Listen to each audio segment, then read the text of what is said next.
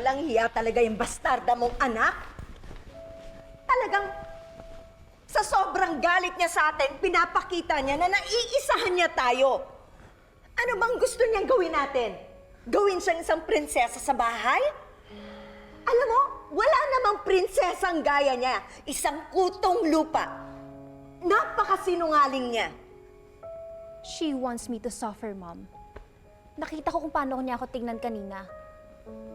Ramir, she wants to destroy our daughter. Ginagantihan niya tayo.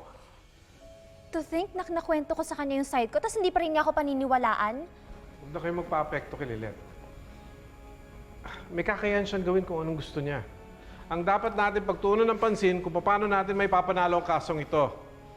We have to focus on how to win this case.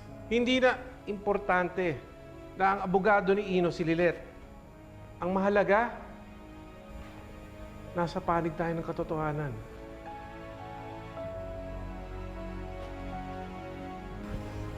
Makukuha natin ang hustisya, anak.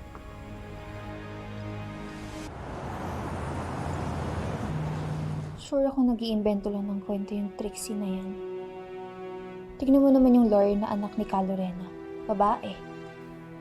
Kaya sure akong kumata niyo yung Trixie na yan, hindi tatanggapin ng babaeng lawyer yung kaso para sa mga dalion sila kumampi. Stop reading this nonsense. They don't know the whole story, Dad. They're judging me.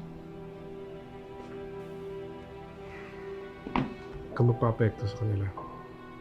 We're here. We believe in you. And we're fighting for your case. How can I not be affected?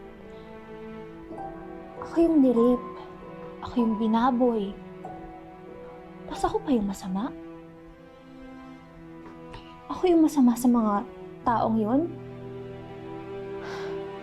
Why they're so harsh?